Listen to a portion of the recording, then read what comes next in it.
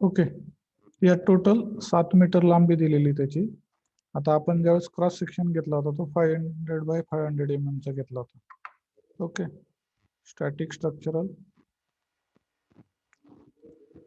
Engineering data तसंच ठेवतो मी. जॉमेट्रीवरती आपल्याला न्यू जॉमेट्री करायचं आहे. तर स्टार्टिंग डिझाईन मॉड्युलर नवीन ते ओपन होते, मिलीमीटर मध्ये घेतलं. Okay, X Y plane look at, पहिले एक्सट्रूडचं नव्हतं, X Y plane look at होतं. स्केचिंग,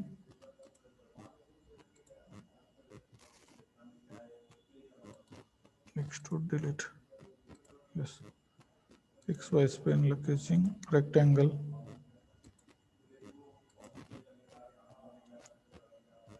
याला डायमेन्शन्स, हे एक डायमेन्शन, हे दुसरं डायमेन्शन. पहिलं डायमेन्शन 500 mm, दुसरं डायमेन्शन पण 500 mm घेतलं आपण. ओके, जनरेट म्हटलं, हा एक स्क्वेअर जनरेट झाला. स्क्वेअरला एक्सट्रूड केलं. किती याच्यात एक्सट्रूड करायचं आहे आपल्याला, तर टोटल 7 मीटरचं आहे. अप्लाय 7 मीटर, हे 7000, 3 जनरेट केलं की तो तयार झालेला आहे. आपण असं फिरून बघू शकतो की तो तयार झालेला आहे. ओके, आता दुसरं प्लेन घ्यायचं आहे आपल्याला. लुक ॲट म्हटलं, त्यानंतर स्केचरमध्ये गेलो. आता हे कशासाठी करतोय आपण, पहिलं हे 3 मीटरला इथं एक तुम्हाला मुवमेंट द्यायचा आहे, त्यासाठी तुम्हाला स्लाइस मटेरियल करायचं आहे. तर रेक्टँगल,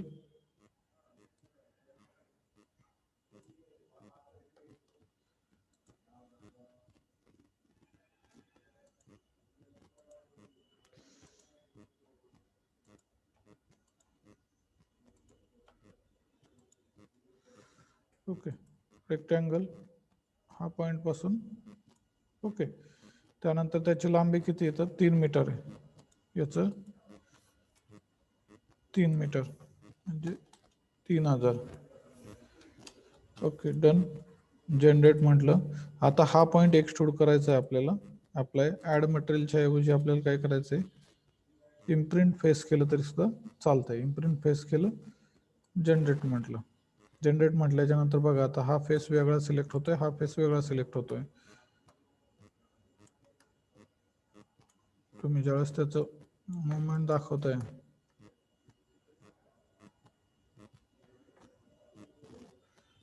तर हा फेस तुमच्याला वेगळा सिलेक्ट होतोय, हा फेस. आता आपल्याला सेम लाईक वाईज अजून एक 4 मीटरवरती पण एक इम्प्रिंट फेस करायचं आहे, बरोबर आहे. तर मी कसं करणार, आता आपल्याला ह्या प्लेनवरती घ्यायचं आहे. लुक ॲट म्हटलं त्यालाच, तिथल्याला. ओके, स्केचिंग म्हटलं, रेक्टँगल इथून एवढा.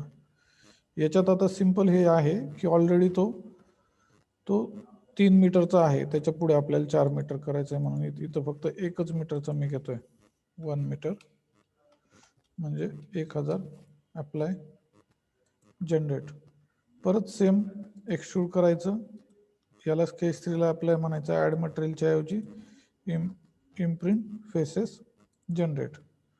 आता तुम्ही फेस सिलेक्ट जर केला तर हा वेगळा होतोय, हा वेगळा होतोय आणि हा वेगळा होतोय. 3 फेसेस वेगवेगळे झाले. तर मी याला सेव्ह करतो पहिलं, हे त्याच्यामध्ये क्लोज. नेक्स्ट काय, आता आपल्याला मॉडेलमध्ये जाऊन त्याचे बाउंड्री कंडिशन अप्लाय करायचे. ते आता आपल्याला याला बाउंड्री कंडिशनचा अर्थ काय, कुठे फिक्स आहे, किती फोर्स लावलेला आहे, टॉर्क आहे का किंवा काय, हे पाहणं म्हणजेच बाउंड्री कंडिशन आलंय. आता आपण बाउंड्री कंडिशन साठी जातोय पुढे.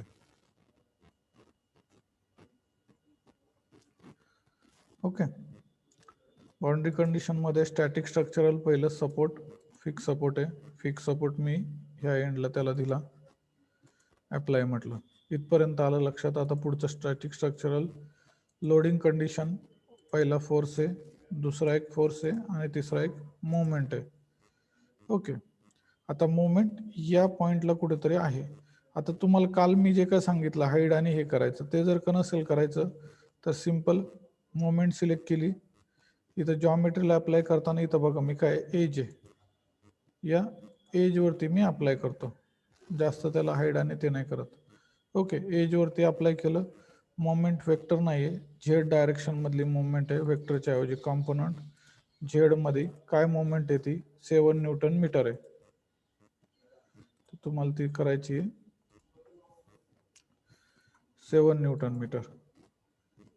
पण ही MM मध्ये आली ना, आता आपल्याला न्यूटन मीटर मध्ये पाहिजे, तर युनिट चेंज करा, मेट्रिक मध्ये घेऊन जा. कुठलं, हे वरचं मेट्रिक मीटर केजी, इथं MM केजी होतं, आपल्याला मेट्रिक मीटर केजी मध्ये जायचंय. तर इथं 7 न्यूटन मीटर, 7 न्यूटन मीटरची आली ती. ओके, त्यानंतर नेक्स्ट काय तुमचं, एक 7 न्यूटनचा एक फोर्स आहे F2 फोर्स, या एज वरती वेक्टरच्या ऐवजी कॉम्पोनंट, हा कुठला आहे, वाय प्लस आहे, मग वाय मायनसला 7 न्यूटन. ओके, त्यानंतर तिसरा फोर्स तुम्ही मोमेंट करून घ्या, तिसऱ्या फोर्सला लाईन वरती करा सिलेक्ट, या लाईन वरती अप्लाय, वेक्टरच्या ऐवजी कॉम्पोनंट. आता हा कॉम्पोनंट करताना तुम्हाला एकदा लक्ष द्यावं लागेल इथं, की हा असा या डायरेक्शन मध्ये ऑलरेडी जो आहे तो, तुम्ही जर का डायरेक्शन जर का बघितलं डायग्राम मध्ये, तर तो असा आहे गेलेला, 45 डिग्री आहे, 6 न्यूटनचा आहे. ओके, तर त्यासाठी मी काय करतो, डायरेक्शन शोधतो. ही काय झेडची आहे, झेड इकडं प्लस आहे म्हणलं, तिकडं मायनस, झेड मायनस किती, -6. ओके, असा झाला. आता हा काय वाय प्लस आहे आणि वाय प्लस मध्येच जायचंय, मग वायला +6. हे दोघांचं कॉम्बिनेशन जर केलं तर हा 6 न्यूटनचा तुम्हाला 45 डिग्रीला फोर्स अप्लाय झाला. नेक्स्ट काय, सोल्युशन मध्ये जा, डिफॉर्मेशन टोटल आणि इक्विव्हॅलेंट स्ट्रेस टोटल, याला आपण सॉल्व जर का म्हटलं तर तुमचं सोल्युशन तयार होतं डायरेक्टली. मेश केलेलं नाही की त्यात, मेश ऑटोमॅटिक घेईल तो. मेशचं मी सांगतो ना, आता आपण इम्प्रूव्हमेंट, मेश इम्प्रूव्हमेंट जे म्हणतो ना, ते मी सांगतो तुम्हाला. आता परत एकदा मी युनिट चेंज करून घेतो, मेट्रिक MM करून घेतो. MPA मधला हा स्ट्रेस आला, हा तुमचा डिफॉर्मेशन आला. मेश काय, हा डिफॉल्ट मेश आहे. ओके, डिफॉल्ट मेशला तुम्हाला एक लक्षात ठेवा, आपण स्ट्रेस किती 0.0010 आहे ना, हा स्ट्रेस आहे. आता डिफॉल्ट मेशच्या ऐवजी मेशमध्ये राईट क्लिक करायचं, इन्सर्ट म्हणायचं, मेथड, सिलेक्ट जॉमेट्री, ही जॉमेट्री सिलेक्ट केली. ऑटोमॅटिकच्या ऐवजी मला काय पाहिजे, टेट्राहेड्रॉन पाहिजे. टेट्राहेड्रॉन मध्ये गेलो, इथं परत मेश मध्ये आलो, सायझिंग मध्ये कोर्सच्या ऐवजी फाईन केलं आणि अपडेट म्हटलं. तर मेश पहिले अपडेट होईल, नंतर मग आपण सोल्युशन घेऊ. ही मेश अपडेट झाली. आता आपण सॉल्व म्हटलं तर परत एकदा आता इथं सोल्युशन तयार होईल.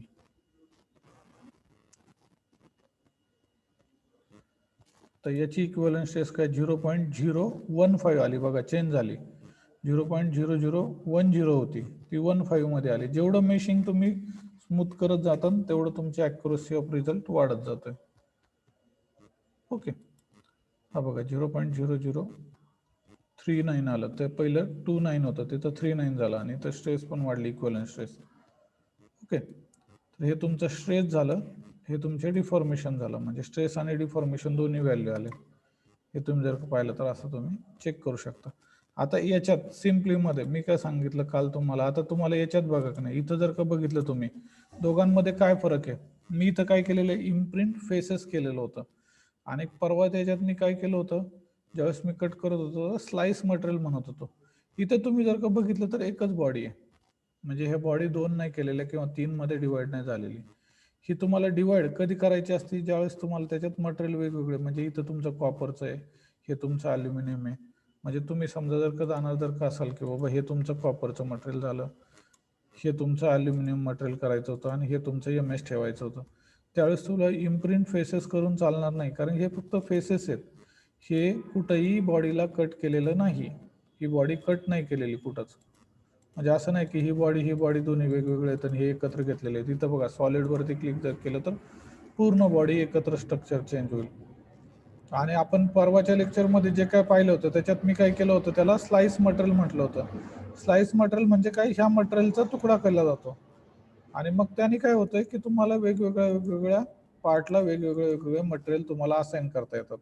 इथं तुम्हाला मटेरियल असेसमेंटची परमिशन नाहीये. हे आपण कशासाठी केलं होतं फक्त की बाबा ह्या पॉइंटला आपल्याला लोड लावायचा आहे किंवा ह्या पॉइंटला आपल्याला एक मुवमेंट लावायची आहे, ती आपण लावू शकत नाही ना.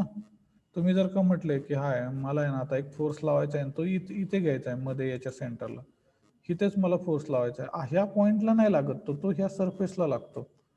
तुम्ही जर का इथे जर सिलेक्ट जर केलं पॉइंट, तर इथं कुठं त्याचा पॉइंटच नाहीये आहे का. त्या पॉइंट वरती तो लागत नाही. तो लागला तर इथं कॉर्नरला लागेल, ह्या कॉर्नरला लागेल, ह्या कॉर्नरला लागेल. इथे त्याच्यावरती आपल्याला एक मार्क करण्यासाठी पाहिजे होतं ना, म्हणून आपण काय केलं लाईन सिलेक्ट केली आणि ह्या लाईनवरती ह्या लाईनवरती आपण फोर्स दिला आणि खालच्या लाईनवरती दिला इथं. म्हणजे आपण लाईन सिलेक्ट करून फोर्स अप्लाय केलेले आहेत ह्या कंडिशनला. आणि मग लाईन सिलेक्ट करण्यासाठी आपल्याला लाईन तिथे नव्हती, तर म्हणून आपण त्याला इम्प्रिंट फेसेस करून घेतलं. फेस इम्प्रिंट केल्यामुळं ती कंडिशन तुम्हाला अप्लाय करता येते. हे जर का नाही जर केलं स्लाइस मटेरियल जर का म्हटलं तर मटेरियलचे 3 भाग पडतील. परफेक्ट. हा वेगळा, हा वेगळा, हा वेगळा. आणि मग त्या 3 भागांवरती आपल्याला वेगवेगळ्या पद्धतीने अप्लाय करावं लागेल. पण मग तिघांचं मटेरियल आपल्याला चेंज करायचं जर का असेल तरच तो स्लाइस मटेरियलचा पार्ट असतो. नसेल तर स्लाइस मटेरियल घ्यायचं नाही. मग ते 3 वेगवेगळे पार्ट दिसतील. ओके, आता समजलं हे.